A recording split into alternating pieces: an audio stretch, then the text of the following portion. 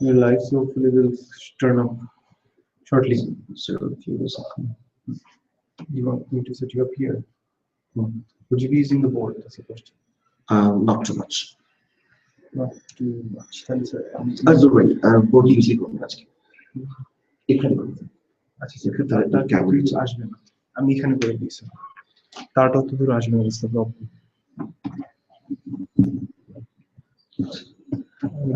আমি কি log in করবো যেতে কোথায় স্যার ফেসবুকে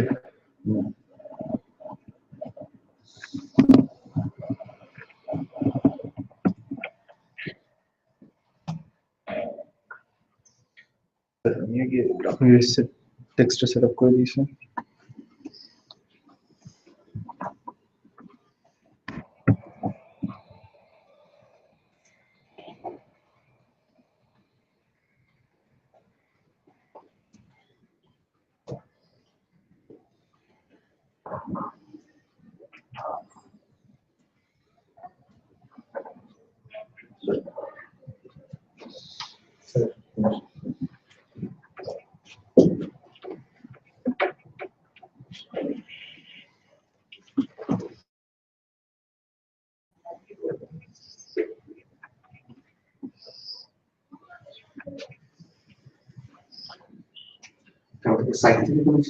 না স্যার আমি আপনার দিকে করে দিচ্ছি I cannot move the laptop because this wire is a little short, but what I can do is I can make it point. You can say sit here and take the class, or you can sit here and take the class. আচ্ছা আপনি sir comfortably বসুন I'm setting up the camera. It's just that এই তারটা আমি নড়াতে পারবো মানে তারটা একটু শর্ট আপনি একটু পিছিয়ে বসুন আচ্ছা no problem I'll be able to manage this. You're ready? Okay. I mean, just camera. I guess they'll watch the recording later. Okay. Oh, good.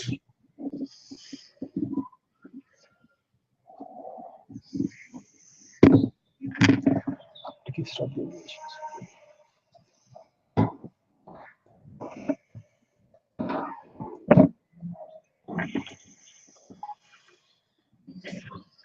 কোনো সময় ওই পাশে না যায় না যাচ্ছে নিচে একটা নিচে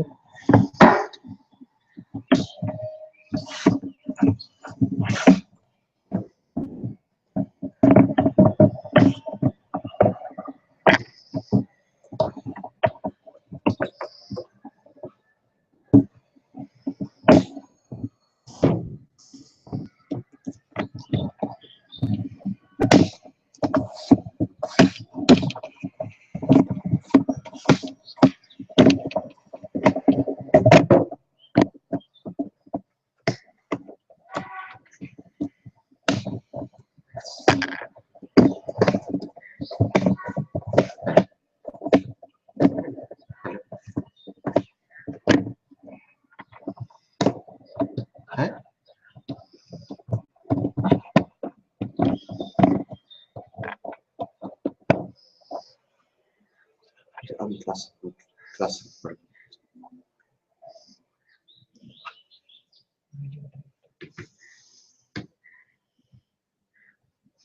Is this alright? নিচে বসে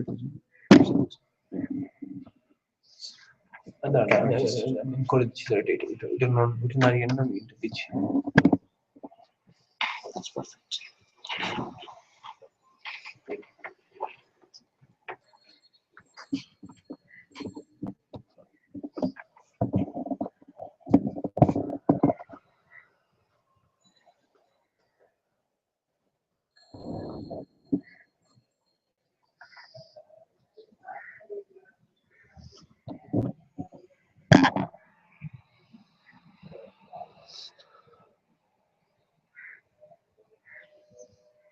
People have seen it, so definitely they'll come online.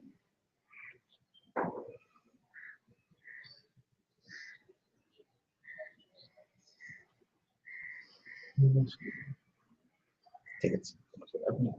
Is this alright? That's all right. Thank you very much, Romeo. Thank you. Right, so I can see that there is only one viewer who has got connected with me. I will wait for another 5 to 10 minutes to see whether more people can get connected, and I'll start the class shortly after that. So I can see there are a few visitors who are coming to do the class as well, sitting here with me. So there are two groups of people who will be joining me. So this is 12:55 as per the time of my watch. Uh, I will wait for another 10 minutes and then we'll resume the class. Uh, the broadcast will remain live. So, and those who will be attending the class, you're requested to, those who will be joining the class from away, you're requested to leave a message on the Facebook group uh, link. You need to comment on the link so that I can confirm your attendance. So I take a pause for about 10 minutes and I'll come back shortly. Thank you very much.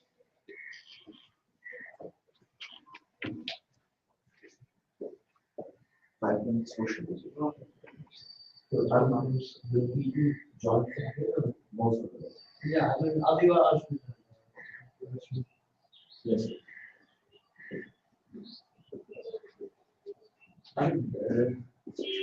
সবাইকে জানে যে link is posted on the Facebook group. Then I'm a little surprised that only one person got connected. Hope that there is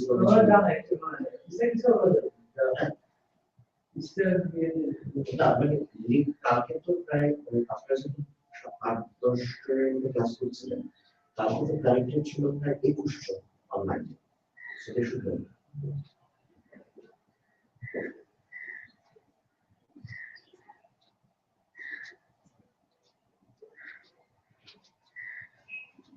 Yes,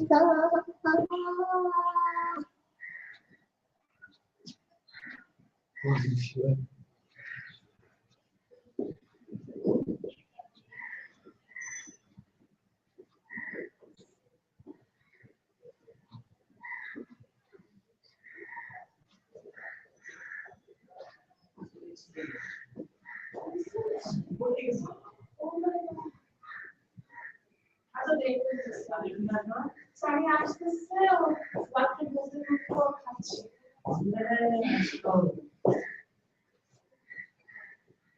What a viewer is sitting.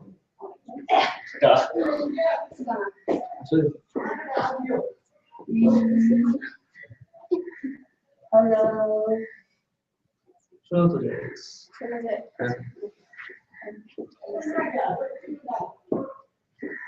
Why does it say Gianni? Sorry, what is it? Usually, supposed to do this viewer. No, okay, in September.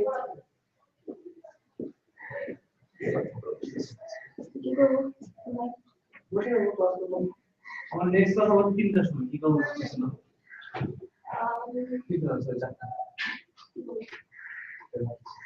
এখানে করব পারি না পাঁচ minute তো আছে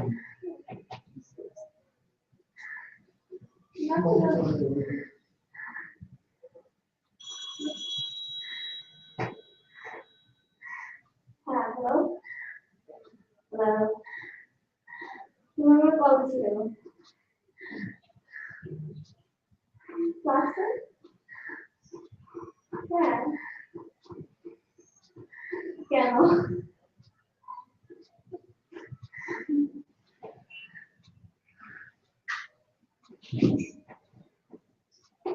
Yeah, you saw me?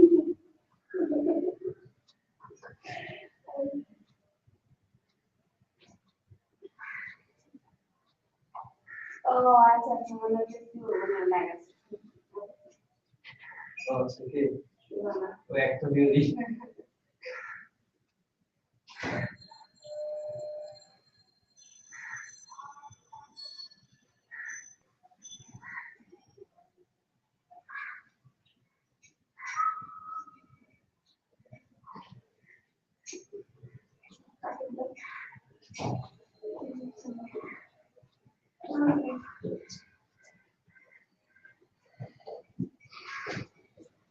Active viewers.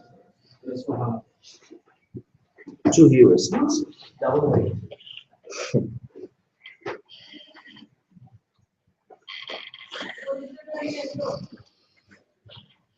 I mean, I don't know how I'm online. Shouldn't be. I don't know how the VP teachers manage it, but I'm really finding it a little.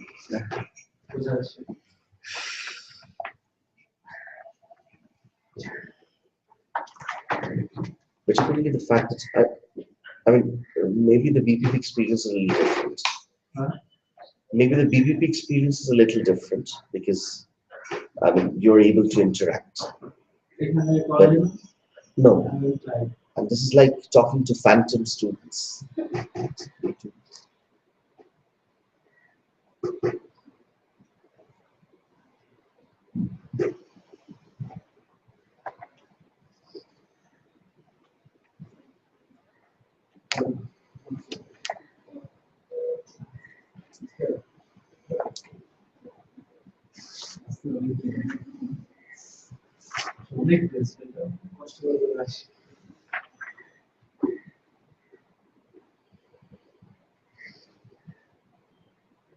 So by the way, even Jan, that's nice. Jan take that. You don't like confess with the fire. Sorry. Contact Jan take. That's, Yeah.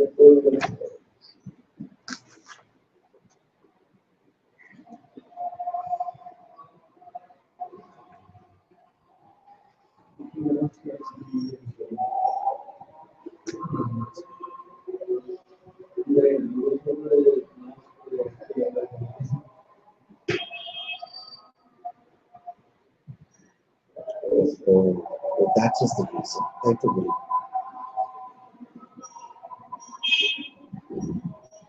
It's, it's,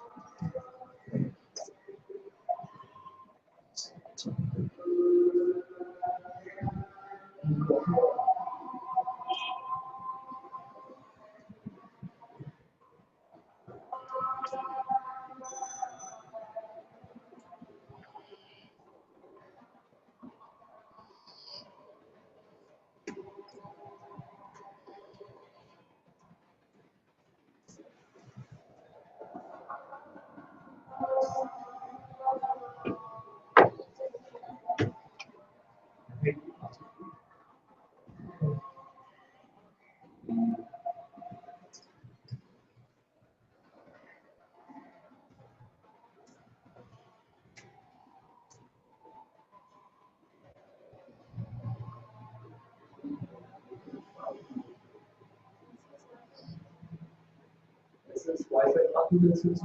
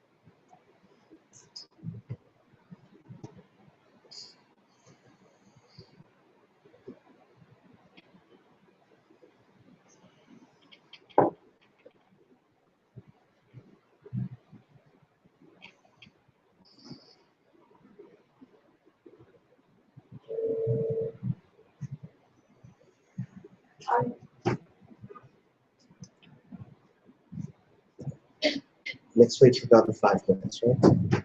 We start this.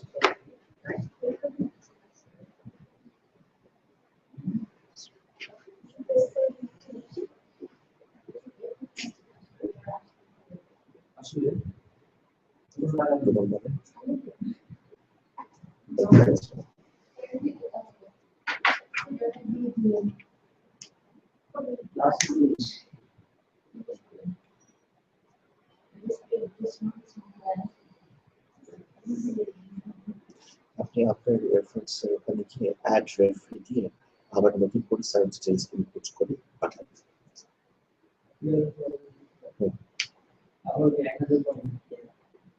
আচ্ছা, আমি আমাকে কি আরেকটা পরে phone করতে আছে? হ্যাঁ 60 টাকা 60,000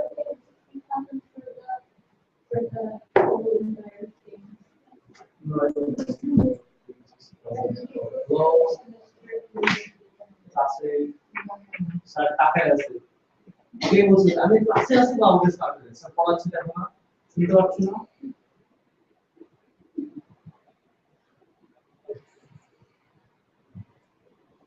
না আসলে স্যার বাসায় সবার মেডিকেল প্রবলেম হচ্ছে আমার যেটা প্রবলেম হচ্ছে Where do you live?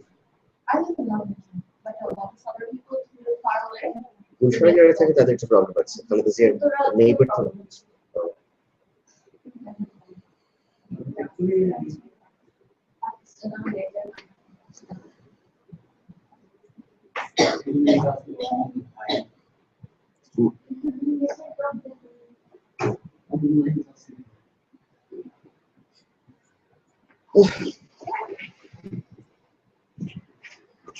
একটু ফরিদ ভাইকে ডাকবেন প্লিজ।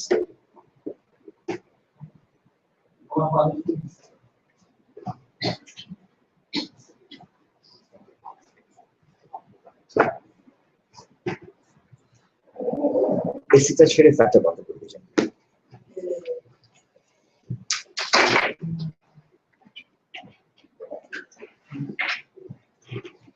এটা অন করা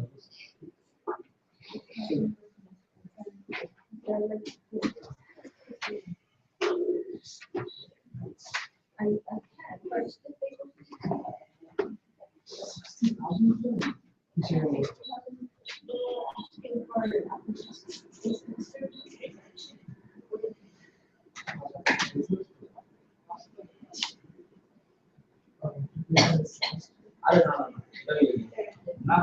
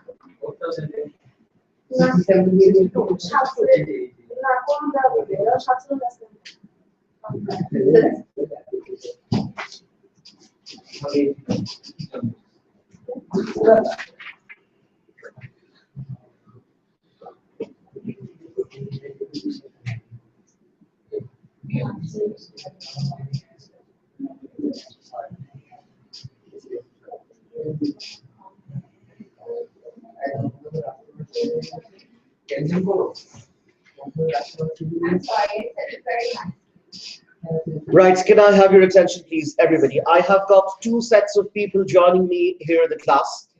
Some people are joining from away, and some people are sitting right in front of me. So let me first tell you how I would like to get your attendance. So those who are attending me will give the regular attendance. I have already passed the paper, so you please sign before your name or after your name. And those who are joining me from away, could you please leave a message either at the question box in the Google Plus. If you are able to do that, I will count that as your attendance. And some of you who will not be able to do that, can you please leave a message in the comment box where the link has been posted in your BPP student group. Yesterday's attendance was not taken, so don't worry about that. So it's all right. I'll count everybody to be present in the last class, right? So those who are away, please leave a message. Please leave a message either in the comment section of where the link has been posted in your group wall, or please leave a message here in the question box. I can see Tasbira Rizwan, who has posted a comment. Yes, and this is how I intend to take the attendance. Okay, so today, everyone, please listen. So, you know, there is one thing which is still pending in your exclusion clause chapter, that is UTCCR, the rules relating to the unfair terms consumer regulations. This is something that I will deal with a little later, maybe in a makeup class or so. Today, I'll be starting a new chapter called misrepresentation, right? So I want everybody to write. Please give a heading, misrepresentation.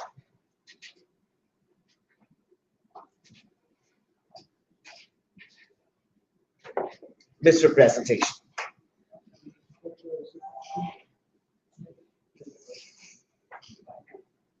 And let me tell you how I am going to approach on this chapter. Before I tell you anything about misrepresentation, there is one important thing that will help you to relate misrepresentation with the rest of your syllabus. That is what? The first thing about misrepresentation is that, again, misrepresentation stems from a pre-contractual statement.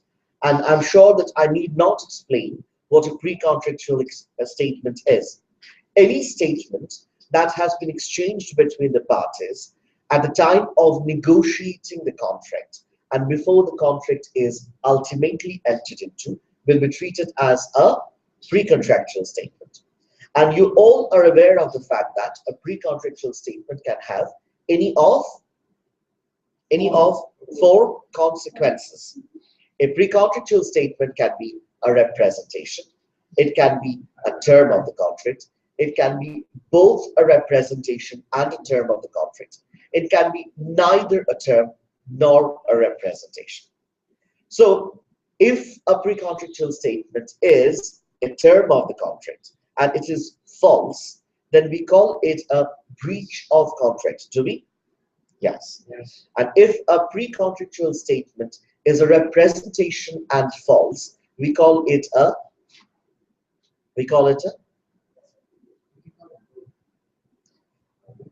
if a pre-contractual statement is a representation and a false statement, we call it a misrepresentation. Very good. So if it is a term and false, it is a breach of contract. If it is a representation and false, it is misrepresentation.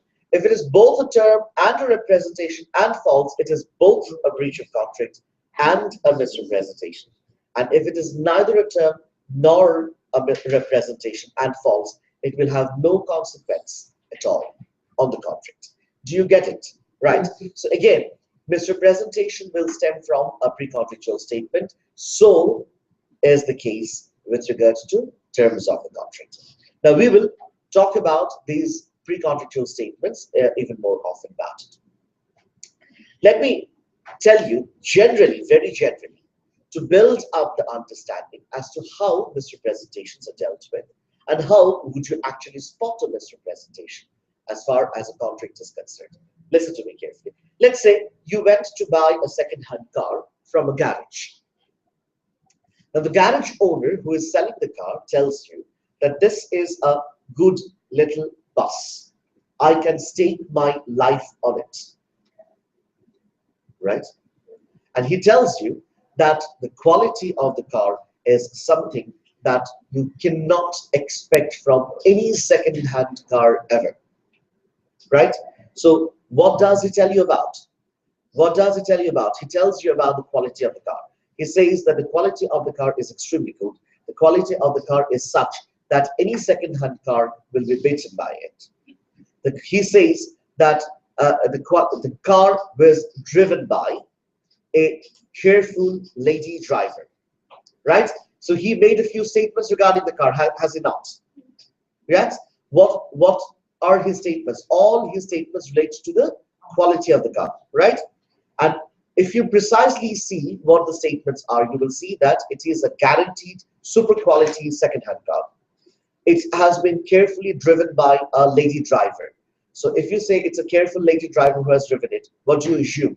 You assume that the car has been taken good care of. The car did not travel through a path which was rash. The car did not sustain any big injury, right? This is something that you expect from the car, right? The second day you have bought the car, the wheels came off, the shock absorbers collapsed, the engine started to give a disturbing noise, and the AC fell off, right? And then you discover, first of all, this car ran more than its living, right? And you also discover that the lady who previously drove the car was a lorry driver, right? So the statements that was previously made to you regarding the quality of the car were okay, very good. So they were false. Now you see what happened to you. Listen to me carefully. You were made statements, right, regarding the quality of the car, right? And those statements can be regarded as pre-contractual statements, were they not? Yes. Right? And those statements were false, right? And those statements led you to believe that the car is of good quality. The car was of good quality. Yes? Yeah. So you were sort of influenced by the statements, were you? To do what? To enter into a contract, right? And you, having been influenced by those statements, entered into a contract. Yes or no? Yes. So there were false statements which induced you to enter into a contract. And these statements can now, therefore, be regarded as misrepresentation. This takes us to the definition of misrepresentation. Could you please write? A misrepresentation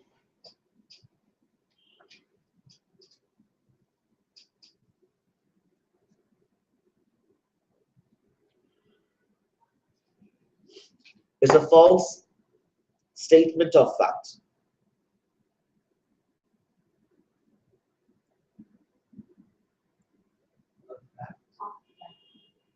False statement of fact addressed to the party misled.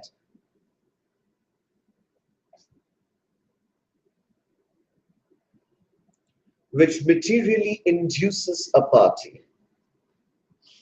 Which materially induces a party to enter into a contract. Which materially induces a party, induces, I-N-D-U-C-E-S, induces a party to enter into a contract.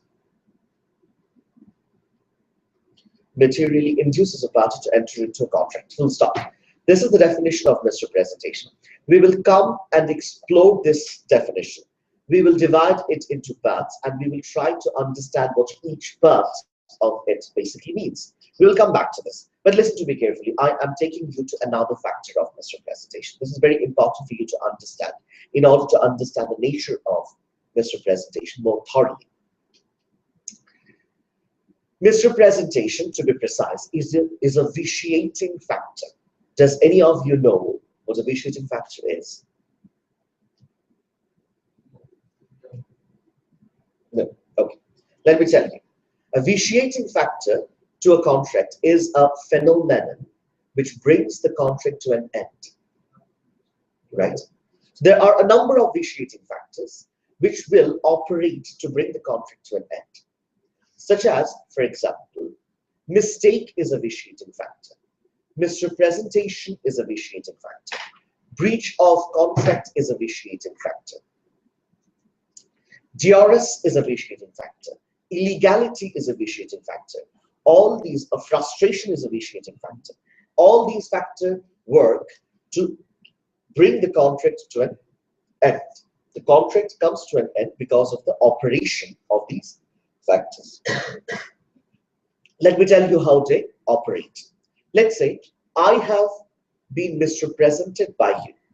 How did it happen? You made some false statements of fact. I believed on the facts that you have explained to me. I was influenced by you to enter into a contract, and I ended up entering into a contract with you. Later, I found your statements to be false. So what did you do? You have misrepresented with me, right? Since you have misrepresented with me, I now have a right to rescind the contract. In other words, to terminate the contract. In other words, to declare the contract void. So if I now take the opportunity and rescind the contract, that means shut down the contract. That means what? The contract has come to an end. So misrepresentation does what? Misrepresentation gives one party, the innocent party, a right to bring the contract to an end. So misrepresentation brings the contract to an end, does it not? Does it not?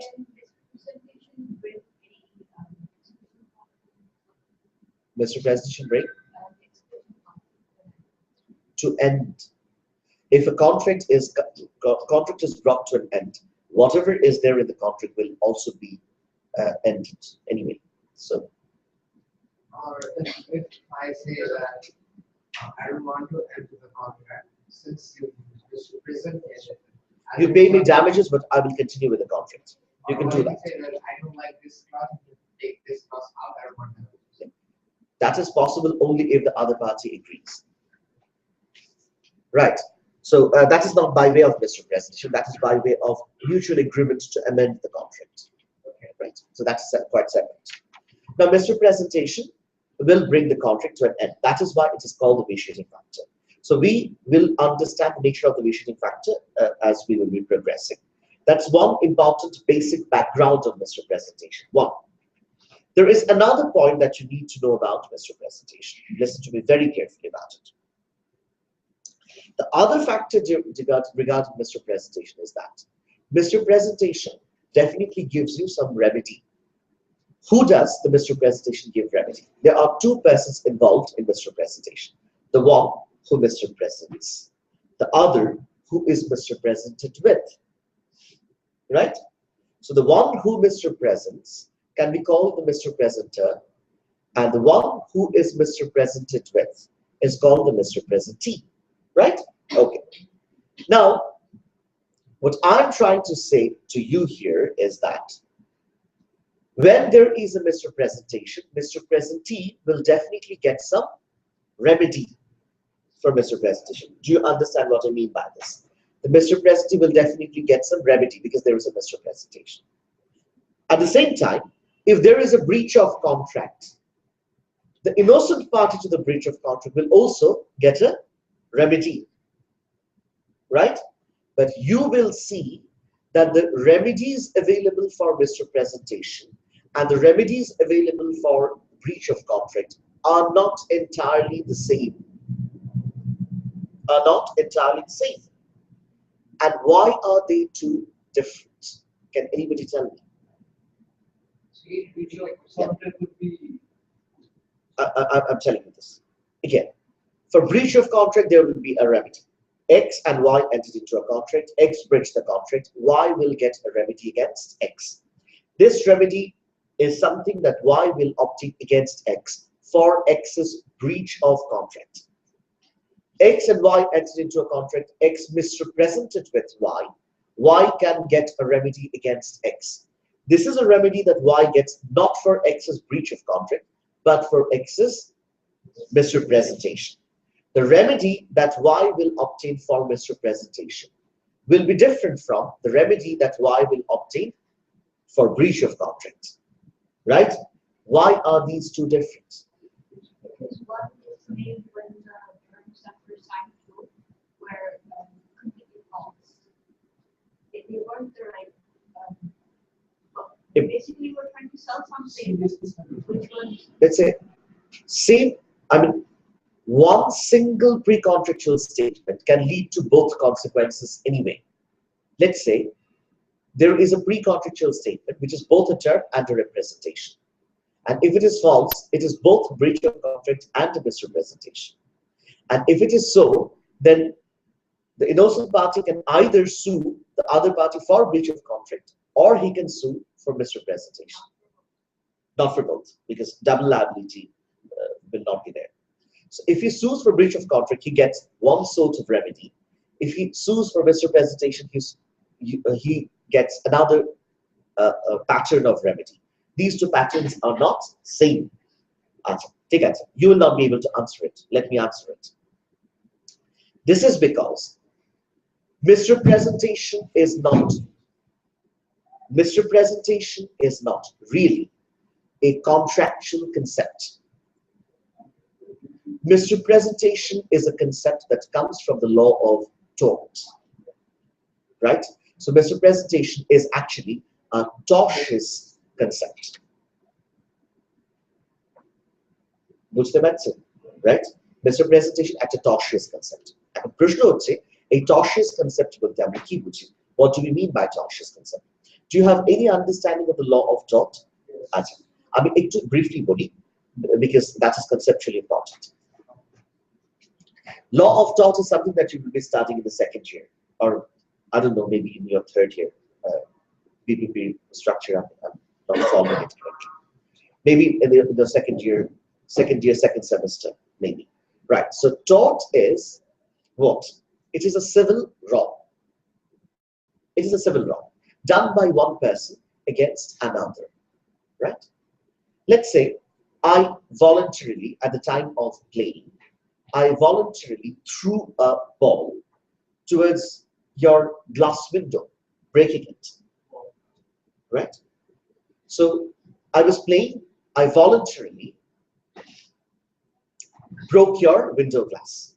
This is a damage caused to you. I'm sorry. Yeah, criminal damage, that is a separate factor, that is a criminal offense. I'm not going into that, but it is a civil wrong too. You can claim damages from me as well, right? So it's a civil wrong. I have made some false statements to you in order to induce you to do something. So I deceitfully did something to you, right? I have done some deception to you. I have done something fraudulent with you. This is also a type of tort. You can claim compensation from me.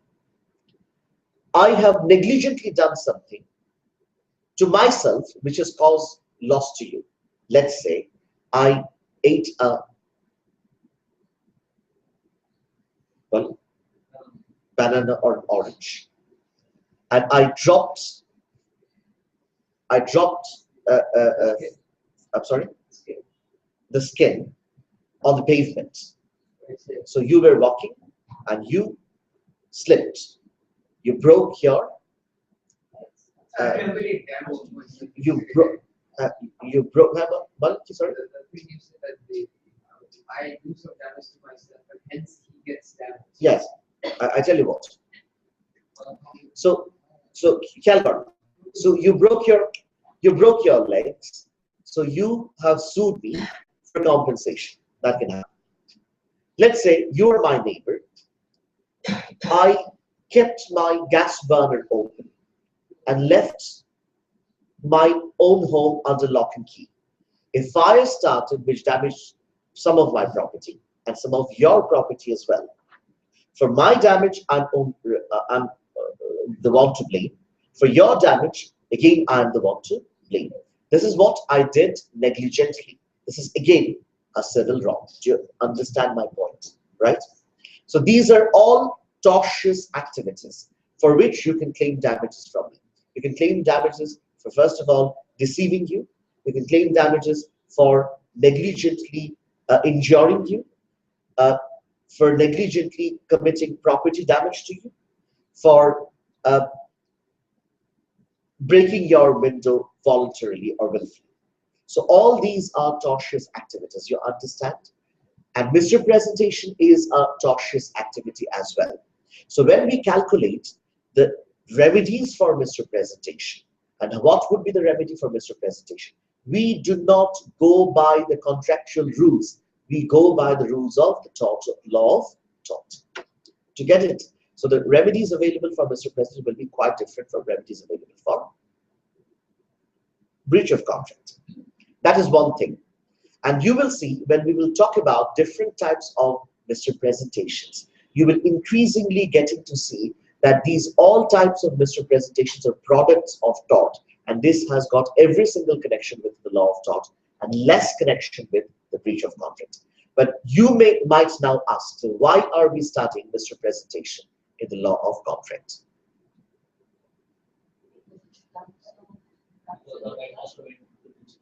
Yes. Sorry. Because when contracts are made, there are misrepresentations made sometimes. There are misrepresentations. I'm sorry, I didn't get you. There are misrepresentations made sometimes in contractual law as well. When you're trying to sell somebody something and you're basically Yes, a sort of yes. I mean, what she's trying to say is that although misrepresentation is a product of tort, it affects contracts somehow, right? Right? So somebody has made a false statement to you, which has induced you to enter into a contract. So although it is a product of tort, this tortious activity has ultimately brought a contract into being, has it not? Right? So it has affected the contract, has it not? Yes. And because of its existence, the contract may come to an end. So misrepresentation, although it is not strictly speaking a study of contract law, this misrepresentation has affected a contract. This misrepresentation has got some bearing on a contract, right? And that is why we need to study misrepresentation in the law of contract. Do you get it? Right. So let us go back to the misrepresentation's definition. What is the definition that you have just written? Misrepresentation is a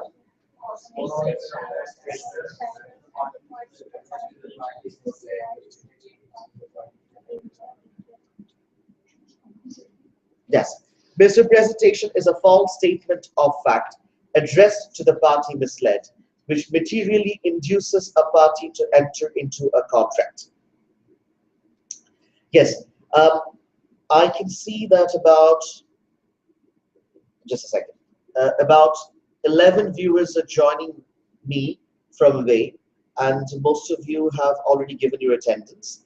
And may I request you or one of you to leave a message so that I can understand that you can clearly see us and can also hear me. Right? Please leave a message if you can clearly see and hear us. Now, yes, again, misrepresentation is a false statement of fact addressed to the party misled, which materially induces a party to enter into a contract. So if we divide this definition, we will find three elements to it. Please write.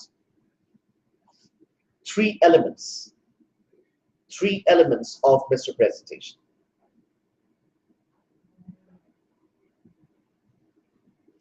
Number one, a false statement of fact.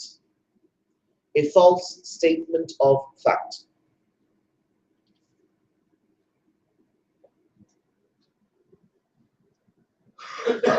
Number two, addressed to the party misled.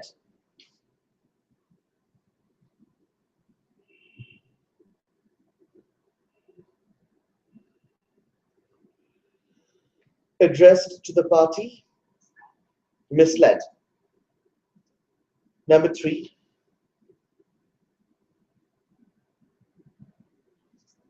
material inducement.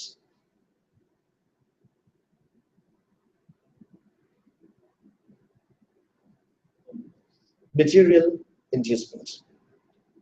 Yes? So how many elements to it? Three. Again, false statement of fact addressed to the party misled materially induces a party to enter into a contract. Yes.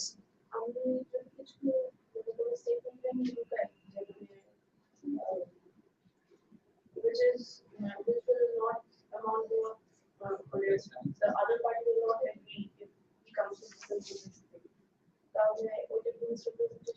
আপনি বলছেন আপনি কোন statement করেননি, statement লুকিয়েছেন, মানে বলেননি কিছু, যেটা বলার ছিল সেটা বলেননি, রাইট? সো এখানে এই প্রশ্নটা হচ্ছে যে can silence amount to a misrepresentation? Generally speaking, no. Silence cannot be a misrepresentation. Why cannot? কারণ বলাই হচ্ছে যে misrepresentation মানেই হচ্ছে a false statement. So যেখানে স্টেটমেন্টই নাই সেখানে misrepresentation হয় কি করে? But exceptionally, there are a few situations যেখানে silence থেকে misrepresentation হতে পারে. I will tell you about that. ঠিক আছে? সেটা পরে আসবে। এখন আসেন, again, misrepresentation is a false statement of fact addressed to the party which materially induces a party to enter into a contract. তাহলে misrepresentation প্রমাণ করতে গেলে কি লাগবে? প্রথমে লাগবে একটা false statement of fact. কে কাকে করেছে? misrepresentee কে করেছে। তারপরে কি হয়েছে? তাকে বলছে addressed to the party misled, অর্থাৎ যাকে স্টেটমেন্টটা করা হয়েছে সেই মিসলেড হয়েছে, অন্য কেউ হয় নাই। যদি অন্য কেউ মিসলেড হয় তাহলে কিন্তু সেটা misrepresentation হতে পারে না। I will come back and talk about this. Sorry? না, রাইট, আমি বলছি। থার্ড হচ্ছে যে যাকে স্টেটমেন্টটা করা হয়েছে এবং যে মিসলেড হয়েছে, he was materially induced, অর্থাৎ এই স্টেটমেন্টটা তারকে ইনফ্লুয়েন্স করেছে, ইনডিউস করেছে, প্রভাবিত করেছে, to do what? To enter into a contract. তারপরে এটাকে আমরা একটা misrepresentation বলতে পারি। আচ্ছা, এখন দেখেন, প্রথম কথা হলো false statement কাকে বলে আমরা সবাই বুঝি। একটা statement which is false, তার মানে plain language it's a lie, it's একটা মিথ্যে কথা, right? False statement. And what you may wonder about is what is actually meant by a statement of fact. We will come and explain to that. একটু পরে আসছি। এর পরের পয়েন্টটাতে যাই, second পয়েন্টটাতে বলছে addressed to the party misled. এই addressed to the party misled বলতে কি বোঝাচ্ছে? ধরেন X made a false statement to Y. Who is the maker of the statement? And who is at the receiving end? Y. X Y কে একটা statement করলো যে বাড়িটা তুমি কিনতে চাচ্ছ, সেই বাড়িটার যে ল্যান্ডটা আছে এটার নিচে কোল মাইন আছে। This is the statement, right? So the land and the house both are extremely valuable. ঠিক আছে? Y was induced or influenced by the statement, এবং সে এই কথা শুনে বেশি দাম দিয়ে জমিটা কিনলো X এর কাছ থেকে, right? বুঝতে পারলেন? Actually the statement was false, right? এখন শুনুন, false statement কে করেছে? X Y কে। Y কি করেছে? এই স্টেটমেন্ট এর দ্বারা ইনডিউসড হয়েছে and contractor enter করেছে। X made the statement to whom? Y. Who is the person who got influenced by the statement? Why? Why? Who is the person who got misled by the statement? Why? তাহলে যাকে misled করা হয়েছে আর যাকে স্টেটমেন্টটা করা হয়েছে দুজন একই ব্যক্তি, সেই রিকোয়ারমেন্টের কথাই আমরা বলছি না, address to the party misled. আচ্ছা ধরেন X made the statement to Y saying that the land that you're buying or the land we are proposing you to buy is a land underneath of which there is a coal mine. ঠিক আছে? কাকে বললো X? Y কে। Y বললো sorry, I do not have any interest in purchasing the land. ঠিক আছে? But as they were having the conversation, Z overheard it. Z overheard it. Z bought the land on the basis that there is a coal mine. ঠিক আছে? এবার mister presentation হবে। It wasn't made. Statement wasn't Right. এখন প্রশ্ন হচ্ছে দেখেন, was to whom was the statement addressed? X is the maker of the statement. To whom was the statement addressed? Who was misled by the statement? Yes? Z was misled by the statement, right? If Z was misled by the statement and Y is the person to whom the statement was addressed, they are not the same persons. So address to the party misled is not satisfied. There is no misrepresentation. Do you understand? Right. And the third point with regard to is that what is meant by material inducement. The basic understanding is that the statement must have a bearing on you. The statement must have influenced you to enter into a contract. ধরেন আমি আপনাকে একটা statement করেছি ঠিকই, কিন্তু সেই স্টেটমেন্টটা আপনি কোনোভাবেই এটার উপর রিলাই করেন নাই, রাইট? আপনি এই স্টেটমেন্টটাকে বিশ্বাস করেন নাই। তো when you induced by the statement, ধরেন let's say আপনি একটা ফেব্রিক কিনতে আমার কাছে এসেছেন, আমি আপনাকে বলছি listen to me carefully, আপনি একটা ফেব্রিক কিনতে আমার কাছে এসেছেন, আমি আপনাকে বলছি this is pure cotton, this is pure cotton. আপনি বললেন I am not worrying about the material, I only want to buy it for its color. ঠিক আছে? সো আমি আপনাকে যে পিওর কটন কথাটা বলেছি, এই স্টেটমেন্টের উপরে আপনি কি রিলাই করছেন?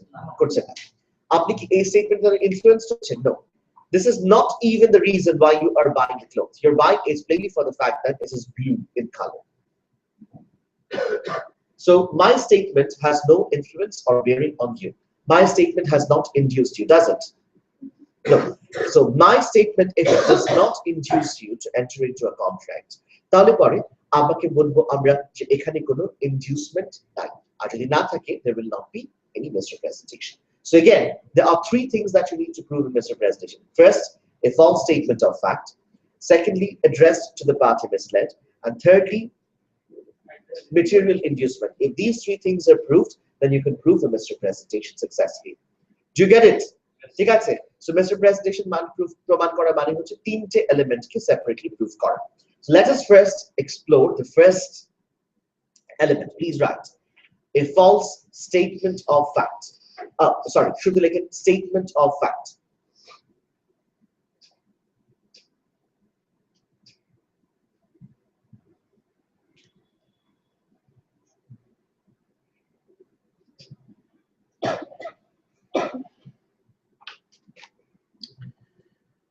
Viewers, those who are attending from away, I think not all of you have given your attendance as yet.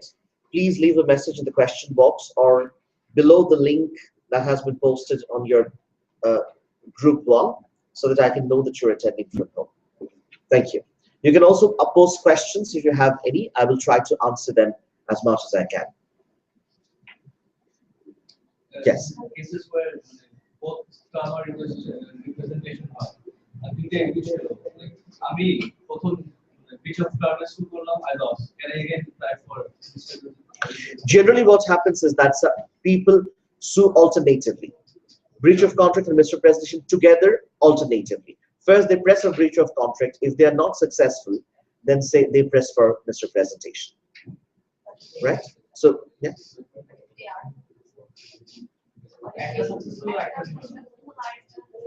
Did they get the remedy for one? Right. So, statement of fact. Right. What is a statement of fact? A statement of fact is a statement which asserts a fact. Which asserts a fact. Now, it is difficult to understand statement of fact if we do not compare a statement of fact with other types of statements. The most important other type of statement that we need to make a distinction with is a statement of opinion, right? So a statement of fact is different and separate from a statement of opinion. So what is a statement of opinion? A statement of opinion is where you make a statement where you express an opinion rather than giving a fact. For example, let's say you are driving a car and at some point of time you are asked that about 5 minutes ago, what was the speed in which you were driving the car? So let's say about 5 minutes ago, you looked at the speedometer and you found that you were driving along at a 60 km/h speed, right? So if you say that 5 minutes ago, I was driving at a 60 km/h speed, is it a statement of fact or opinion? Fact, because you know that you were driving at 60 km/h. Now, let's say you are standing on the pavement and you are waiting for the signal so that you can pass or cross the road. Suddenly you see that two cars are coming from two different ends and they clashed with each other, right? Now you are taken to the court as a witness and you are asked, what was the speed of the car that was traveling from the far end? You said, I think maybe 80 km/h. Is it a fact or an opinion? Why? I think He's not sure about it. The question is, the issue is, you are certainly not giving a fact because you do not know it for a fact. What you are giving is your opinion. How much the car might be traveling, how much was the speed at which the car was perhaps traveling, right? Right? So you are giving your opinion, right? Let's say you ask me, how much beverage does this mug contain? He says 250 ml. And again, how much beverage does that bottle contain? Which one is an opinion? Which one is a fact? Yes, very good. So this is an opinion and that is a fact. So if you make a statement that regarding the content of that particular bottle, then you are certainly giving a statement of fact. But when you are judging or assessing the content of this mug, you are certainly giving an opinion, right? So these two types of statements will have to be compared with. A statement of opinion, listen to me very carefully, a statement of opinion cannot be a statement of fact. Absolutely. A statement of opinion cannot be a statement of fact. How? I guess for the fact. So it's still it's an opinion. The question is, it will only be able to prove that your opinion was close to accurate or accurate, but your opinion will not become a statement of fact, right? Okay. Now there is one important thing regarding this. Let's say if you are asked how much this mug contains, and if you say 250 ml, 300 ml, this is a guess that you're making. This is an opinion that you're giving, right? But if I ask the same question to the manufacturer of this mug, and he comes up with a view that it contains about 300 milliliter. He's still, look, he's still giving an opinion. But his opinion is, of course, an informed opinion. Isn't that? Isn't that the case? He's a manufacturer. He knows certain things about it which you do not know. Right? So his opinion is likely to be more correct than not. His opinion is likely to be more informed opinion than not. His opinion is likely to be treated to be more believable by the audience. Right? Do you get my point? Right?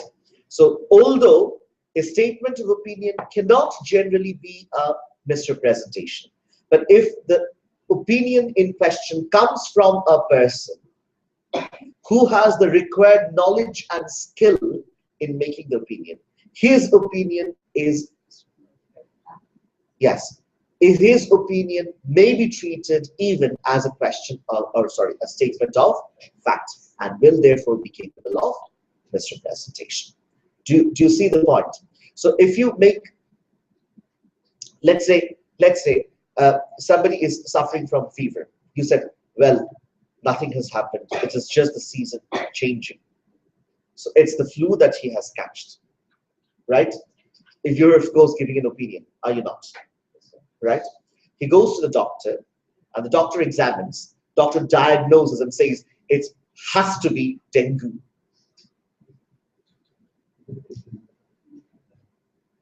Right?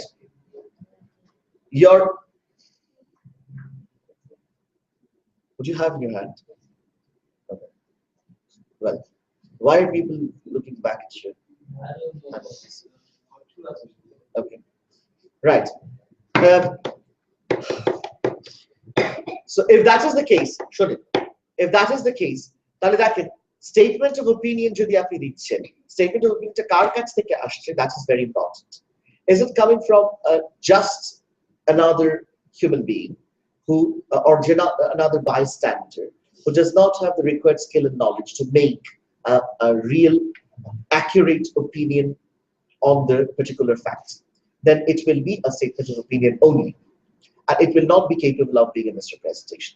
But if it comes from a skilled person whose opinion is likely to be believed by the audience, then the statement is likely to be treated as a statement of fact rather than an opinion. Let's say you are going to hire a community center for your brother's wedding ceremony to be performed. Now you went inside the hall, you watched the hall, and you asked your friend, how many people do you think, the friend who is going along with you, how many people do you think it will be able to accommodate? So your friend said, well, I hired the same hall during my sister's wedding, and there were about 900 guests who were accommodated, and I think it can contain even 200 more people. So about 1100 to 1200-ish is something that he's trying to tell. So this is, of course, his opinion, right? So is he a professional person with regard to assessing this? He has experience, but that experience does not count. It is about I mean, is it really possible for somebody to count the number of guests in a wedding ceremony? Not really. Well, so if you ask the manager of that hall, that how many people will it contain, and he says 860 to be precise. We have a sitting arrangement for 860, and no more sitting arrangement can be done. There's only one batch who can sit together and eat. So his opinion is not just an opinion, is it? No. So it is close to fact. So what do we learn from here is that a statement of opinion is a statement of opinion, which is not generally capable of being a misrepresentation. However, if a statement of opinion comes from a person who has the required skill and knowledge in making the statement, his statement of opinion will be treated as a statement of and will therefore be, he's right. A statement, yes. Sir, in rent-a-car showrooms, usually the person who runs the showroom isn't there. He has his representative, right? He has his representative. He has a representative, right? So usually, so what happens is this car is nice, you can sit less fuel, I think so, blah blah blah blah. So and then in the person who rented the car, hired the person, that this car consumes a lot of petrol or gas or whatever. So he says that you should present that by saying that this car consumes less fuel. He said that I don't know. This is what my boss told me to say. So, Right. Here there's a problem. If you are a seller, you are, I mean, running a shop, and you have kept employees in the shop, and then in that case, your employees will be treated to be your agents. So whatever the employee has said will generally be treated to have been said by the seller himself, right? So that is one important thing that you need to understand. Right. Any further questions on this? Shall we proceed? Yes. Please write. Statement. A statement of fact is a statement. A statement of fact is a statement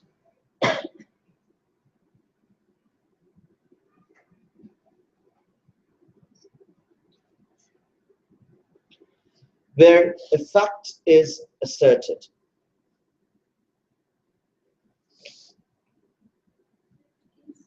Asserted. Full stop.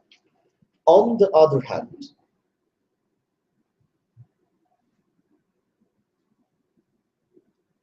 a statement of opinion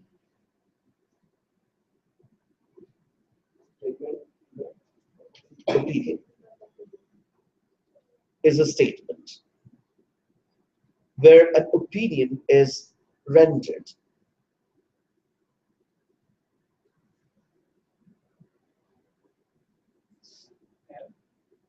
Sorry, can you once again statement? Where an opinion is rendered. When an opinion is rendered. Full stop. A statement of opinion. Yes, yes. A statement of opinion cannot be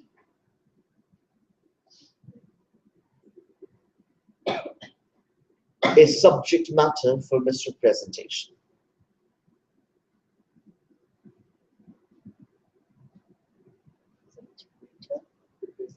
For misrepresentation. Full stop. However,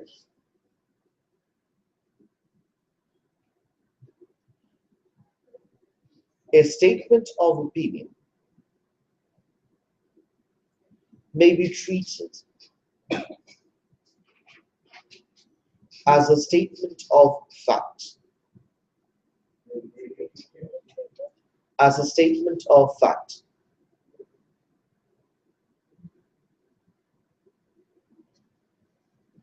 If the statement is made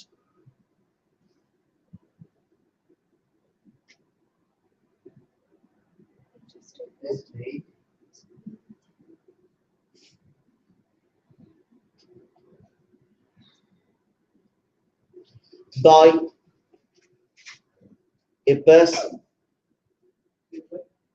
a person who has the required skill and knowledge,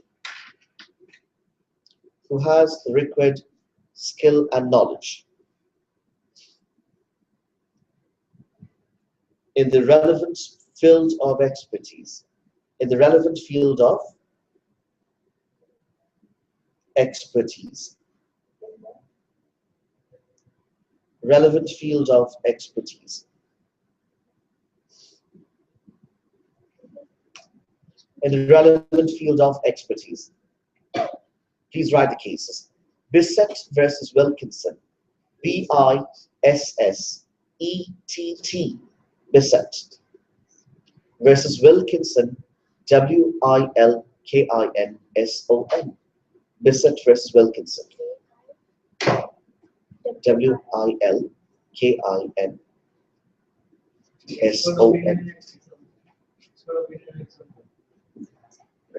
Right. Bissett versus Wilkinson. Right, another case. Esso Petroleum. E-S-S-O. Esso. E-S-S-O. Esso.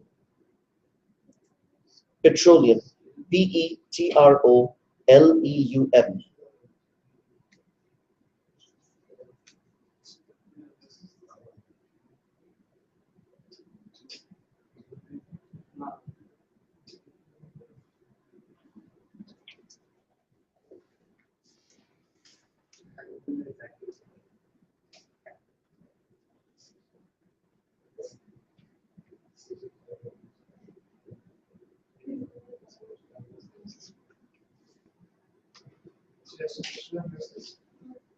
Marden, M-A-R-D-O-N.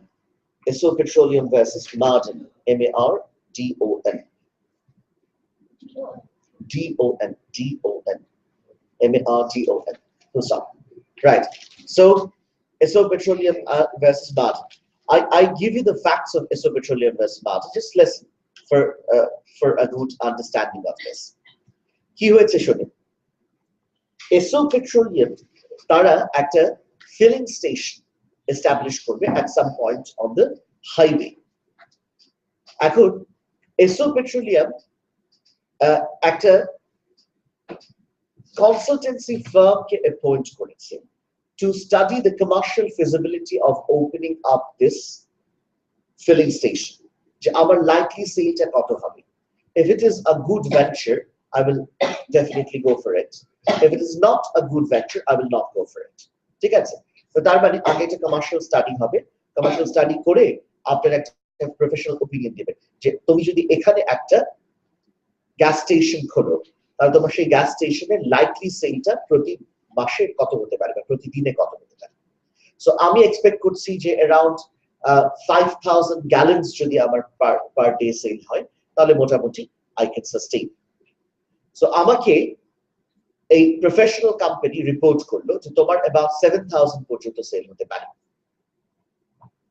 Of course an opinion আমি opinion নিয়ে gas স্টেশনটা খুললাম খোলার পরে I started to see যে আমার daily 500 গ্যালনস এর sell হয় right so I sued Marden Esso Petroleum sued Marden তুমি আমাকে ওপিনিয়ন দিয়ে বললে 7000 গ্যালন হবে এখন 500 গ্যালন হচ্ছে না আমি তো 5000 গ্যালন হলে খুশি ছিলাম why did you give such a bad opinion তখন Marden দেখে যে তারা খেয়াল করেন কি বলছে হাইওয়ের উপরে গ্যাস স্টেশনটা বসিয়েছে কিন্তু হাইওয়ের দিক থেকে কোনো এন্ট্রান্স গ্যাস স্টেশনে নাই আর গ্যাস স্টেশন যদি আপনার ঢুকতে হয় তাহলে আপনাকে ভিতরের একটা রাস্তা দিয়ে ঢুকে গ্যাস স্টেশনকে অ্যাপ্রোচ করতে হয় টু সি দ্য পয়েন্ট আর আপনি হাইওয়ে থেকে একটা গলি দিয়ে ঢুকবেন ঢুকে ভিতরে এসে পেছন দিয়ে গ্যাস স্টেশনে ঢুকবেন আবার সেই পেছনের রাস্তা দিয়ে বের হয়ে যাবেন so people do not take that trouble তারা কি করে অন্য পরের গ্যাস স্টেশন থেকে গ্যাস নেয় রাইট সো এবার এসো পেট্রোলিয়াম বলছে ওয়েল আমাদের গ্যাস স্টেশনের ডিজাইন তো তোমাকে আগেই জমা দিয়েছিলাম so you could have seen that and you could have given the opinion on the basis of the design as well so you failed to take that into account so you did to us a negligence your opinion was not based on proper consideration of all the facts and circumstances do you get it so first of all who did the opinion come from a professional person whose work is to give opinions on these matters right and who knows all the know-hows of the issues involved kaji tar opinion should have been a proper opinion kaji his opinion will be treated as a statement of fact and any failure of his opinion will be treated as a misrepresentation which the matter ki hoche right so very important এটা গেল with regard to statement of fact and statement of opinion how about a statement of future intention ধরেন আচ্ছা আরেকটা important কথা আমি আপনাকে বলি আচ্ছা before I move to that is it possible that a misrepresentation will happen involving three parties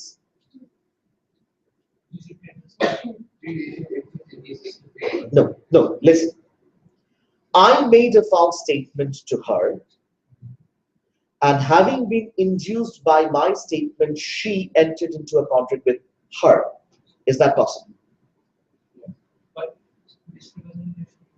কেন হবে ও করে নাই misrepresentation definition কি বলা আছে misrepresentation is a false statement of fact addressed to the party misled which materially induces a party to enter into a contract কোথাও কি বলেছে misrepresentator সাথেই কন্ট্রাক্ট হতে হবে বুঝতে পারছেন না রাইট x made খেয়াল করেন I made a false statement to her, right? She got induced by the statement, right? And she entered into a contract with her, right? Yes. Now the question is has she been directed directed the misrepresentation? Yes. Is she the party misled? Yes. She has entered into a contract with whoever. That does not matter, does it? No. So it is still a misrepresentation. But you see, who is the misrepresenter? Who is not a party to the contract. Yes.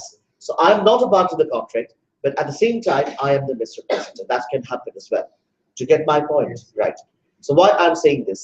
Let's say, for example, I am buying a land in Gazipur, and I tell one of my friends that, look, I am buying a land in Gazipur, and I have a plan to spend my uh, rest of the life there in my Bagan Bari that I'm going to build there soon. Yes. Why don't you buy the adjacent land, build a Bagan Bari there as well, so that we can stay together as neighbors for the rest of our lives? Right? So my friend gets induced by my statement. He purchases the land adjacent to mine. And then after 5 years, I say, well, I've changed my plan. I don't want to buy.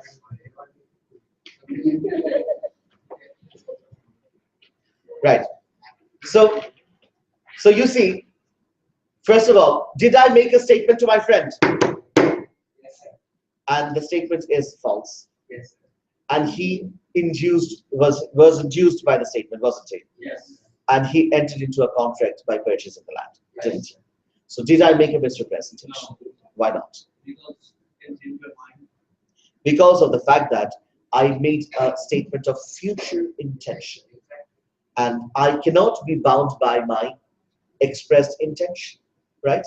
আমি বলেছি আমি করব, ভবিষ্যতে আমি plan change করতে পারি না. I cannot be held to my intention. I have not entered into a contract with him on that, did I? No. So আমি আমার এই ইন্টেনশনটা চেঞ্জ করলেও that cannot be a misrepresentation. এই কারণে statement of future intention থেকে misrepresentation হয় না. Do you understand the point? Statement of future intention cannot be a misrepresentation. However, আমি যখন স্টেটমেন্টটা করেছি আমার বন্ধুকে, বললাম কি যে আমি ভবিষ্যতে গিয়ে গাজীপুরে বাড়ি করে থাকবো, তখন তো আমি সত্যি গাজীপুরে বাড়ি করার কথা চিন্তা করছিলাম, রাইট? তখন তো আমি সত্যিই ভেবেছিলাম যে ওই বাগান বাড়িতে আমি আমার রেস্ট অফ লাইফ কাটাবো, রাইট? ঠিক আছে, পরে আই চেঞ্জ মাই মাইন্ড। কিন্তু যদি এমন হয় at the time of making the statement I did not even have the intention properly,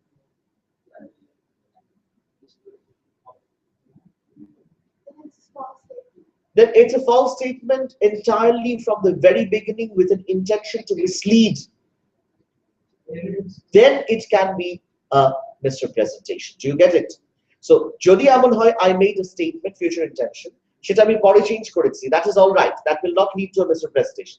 কিন্তু যদি আমি স্টেটমেন্টটা করি জেনে শুনে to mislead, এবং আমি শুরু থেকেই জানি the statement is false, then the statement will lead to a misrepresentation. Please write a statement of future intention.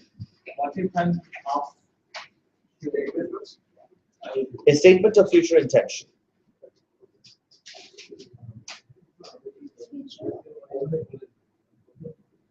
a statement of future intention will not generally be treated as a misrepresentation. Future intention will not generally be treated as misrepresentation.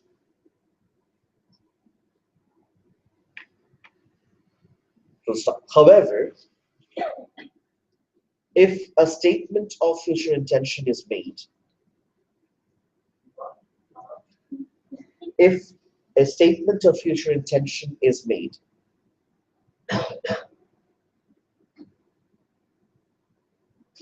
where the maker of the statement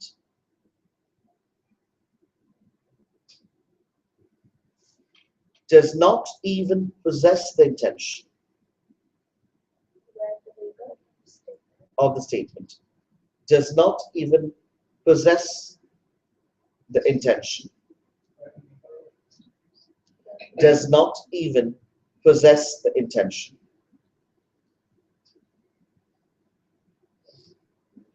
Maker of the statement does not even possess the intention. At the time of making the statement, does not even possess the intention. At the time of making the statement,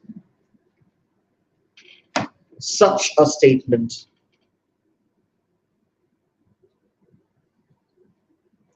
may well be treated as a statement of fact, may well be treated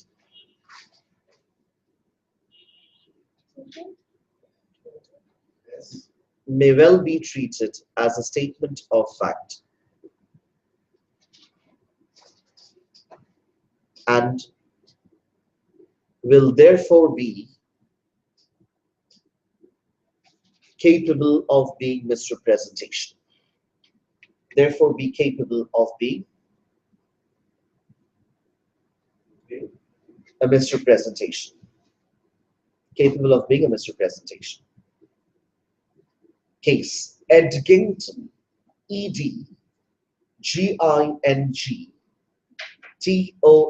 Edgington versus Fitzmaurice. Edgington versus Fitzmaurice. Fitzmaurice.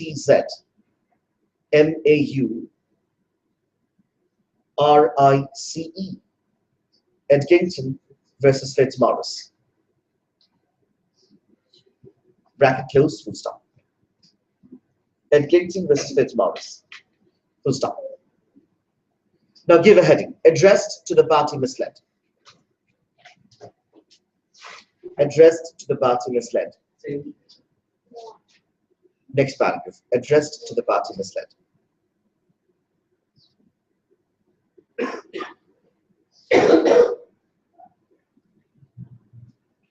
No misrepresentation. No misrepresentation ever arises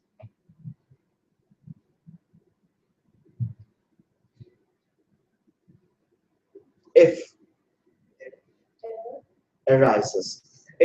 a false statement is addressed.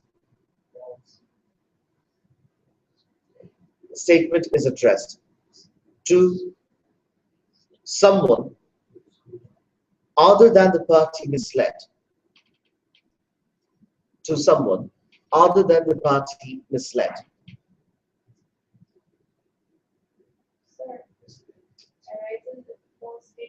Is addressed to someone other than the party misled.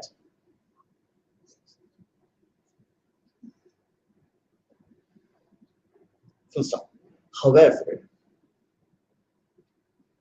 if a false statement is addressed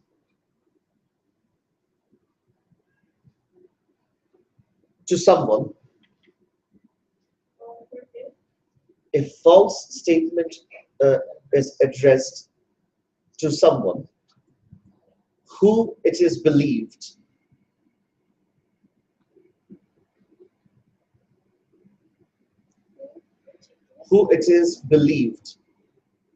will pass the statement to the party misled in due course.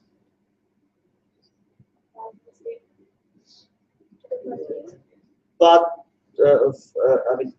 to the party misled in due course. In due course.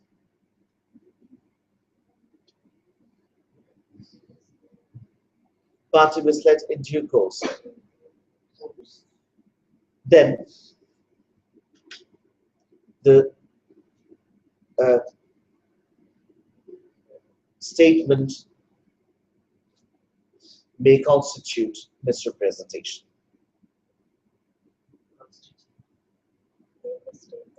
May constitute misrepresentation.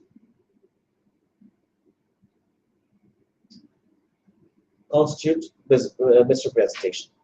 Commercial Bank of Sydney. Commercial Bank of Sydney. Commercial Bank of Sydney, and R.H. Brown versus R capital H capital Brown. R.H. Brown. R.H. Brown. Bracket close, full stop.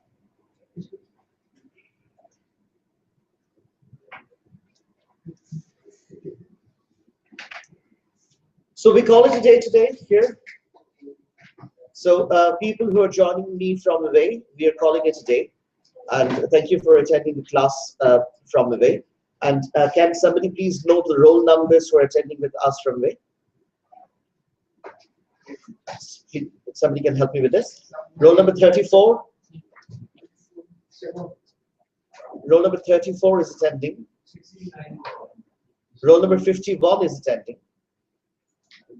Roll number 33 is attending.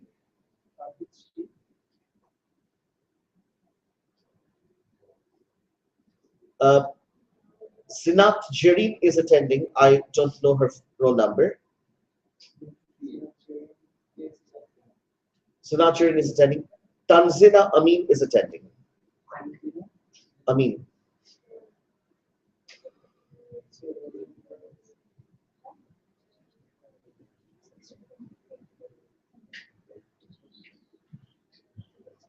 And the rest of the people have not given any feedback.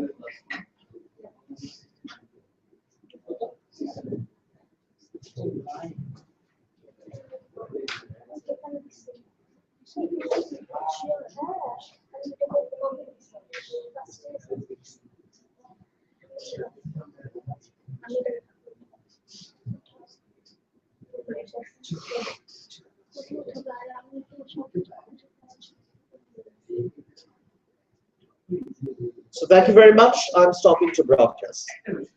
Yes.